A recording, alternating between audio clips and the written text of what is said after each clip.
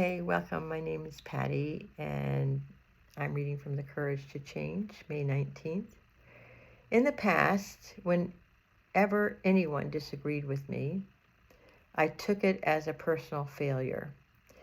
If only I had found the right words to say, the right clothes to wear, said the right opinions, went to the right school, job, home, friends, or lover, I could have belonged.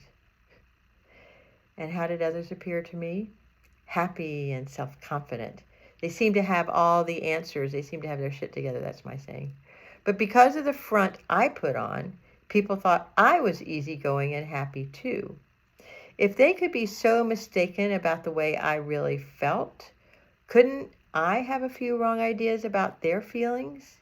After all, I couldn't be the one and the only one who put on a good act. Wasn't I comparing my insides to other people's outsides? I am learning that someone can disagree with me without either of us being wrong. When no one has to be wrong, we can all fit in, just as we are. If I compare, I lose. Maybe I'll come out feeling better than somebody this time, but next time I'm bound to feel worse.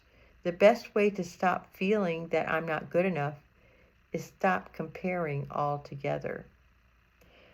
Little by little, we come to realize that much of our discomfort comes from our attitudes. Attitudes could also be interpreted as beliefs, and I've had a long-standing belief that I wasn't good enough and that I didn't fit in. And wouldn't you know, I will find any way I can to unconsciously manifest that or create that situation. I've done it so many times.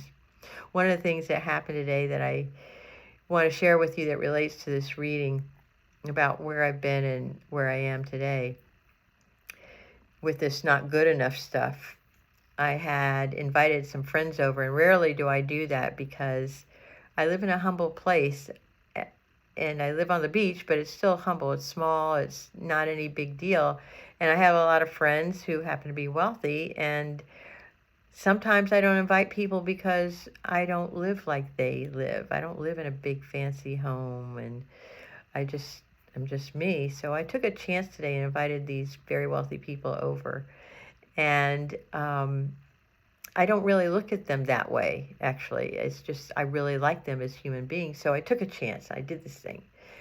And then we went out to lunch after I invited them over, and we had this beautiful time. And he showed me the home that he's selling, and it belongs in Architectural Digest. I mean,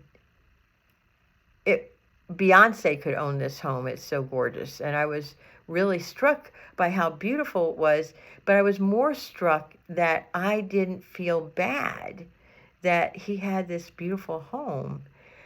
And I just really appreciated who he was. So that kind of showed me my growth in not fitting in and not belonging. And I think that's a danger that a lot of us feel in today's society is we're not good enough. And a lot of my friends will do boob jobs and face jobs because they don't feel like they're good enough so that they could fit in. And then I have other friends who may show up as better than, and that makes other people feel less than. And it's just like a really complicated thing that we do to ourselves. And not only that, it's just really unloving in every single way. So the point is, if I compare myself, if I see that I'm not good enough, that is an old belief that does not serve me or serve you. I enjoy conversations where we're on the same page, where we don't look at each other's cars and we don't look at each other's homes or clothes or whatever. We just enjoy each other. And we love each other as we are, and that is my goal for each one of us. So today and every day, do your best to watch out how you compare yourself as how you don't fit in or how you're not good enough, and how other people reflect on you. That's another dangerous one that I've experienced too. How being around somebody is a reflection of you and your standing in society, and it's just not true. So be kind to yourself, be loving to yourself so that you can be kind and loving to others. And Don't compare yourself to others. Have a beautiful one.